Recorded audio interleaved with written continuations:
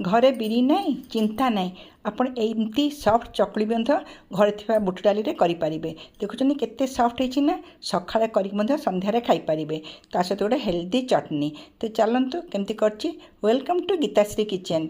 एबे हम फास्ट चटनी देखेबी। एमती मो पाखरे गजा मुग किछि थिला फ्रिज रे गजा मुग गजा बुट एटा तो बहुत प्रोटीन भर्ती पिलांको पई बहुत भल। सेथे किछि नडिया पड़ला टेस्ट पई नडिया निहाती पकेबा धनिया पत्र पड़िबो कंचा लंका एथिरे पड़िला जीरा टिके पड़िबो आ अदा निहाती पकेबे। मुठी दही पकेछि आपण लेंबू रस ही पकई पारिबे। दही पकेकी एकदम टिके पानी देकी पॉलिश टाइप रो ग्राइंड करा हबो हेले चटनीटा बढ़िया आसीबो।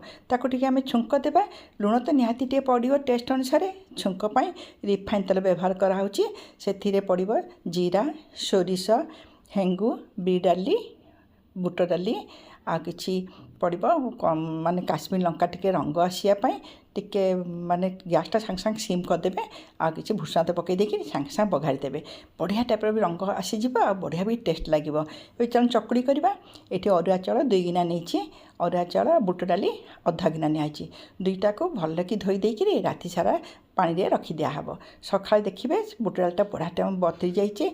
एटा किछि हम एटा इंस्टेंट बे हबो किछि ताको रखिया पड़ोनी इन देवा पड़ोनी। बिरी डाल आम तो बिरी ना जदि बुटरे करवा पानी देके ताको ग्राइंड करा जिवो अदा कंचा लंका दिया जो टेस्ट पाई एकदम पॉलिश टाइप ग्राइंड करा जिवो। चाउल को सेई पटरे निया जिवो ता धरे भी कंचा लंका आउ टिके पड़िजिवो अदा आकु अल्प पानी देकी पूरा पॉलिश टाइप ग्राइंड कराबो। दुईटा को भल कि मिसई देकी टिके भल कि फेंटी दिया हबो। एथिरे टे लुण टेस्ट अनुसार पड़िबो या टिके पानी बेसी पड़िबो माने हमर 2.5 गिना टोटल हिची माने 4 गिना एथिरे पानी पड़िबो। पानिया पानिया हेले एटा बढ़िया हुए। दही टिके पड़िबो दही 2 टीस्पून टेबल स्पून पकई देबे तळे लिखि देछि मु एई टाइप रो पानिया पानिया हला परे गोटे गहरिया करेई निया जिवो एमती करेई गरम हो सारा पर तेल लगे दिया हबो आउ सांगे सांगे सिम करदेबे 2 चामच पकई देकी एमती डुआ 2 गहरिया डुआरे पकई देकी सांगे सांगे करेईटा को घुरेबे घुरे देकी ताको टिके घोड़ेकी रखा हबो। टिके सिझिबो बुट डाली चाउलटा एबे धीमानिया कर देथिबे तेल दिया जिवो।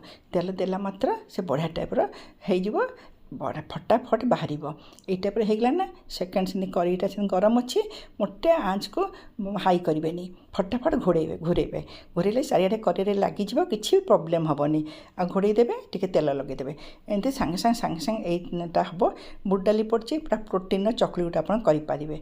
एवं जब आप करेई करना एमती ननस्टिक तावर तेल टिके लगे देकी सांगे सांगे घूरे देवे यही टाइप भी करेंगे पूरा जालीदार हम आ बढ़िया सफ्ट टाइप हम। जदि आप चकली आ चटनी भल लगे यूट्यूब सब्सक्राइब करदे इंस्टाग्राम आ फेसबुक मत प्लीज फॉलो करूँ।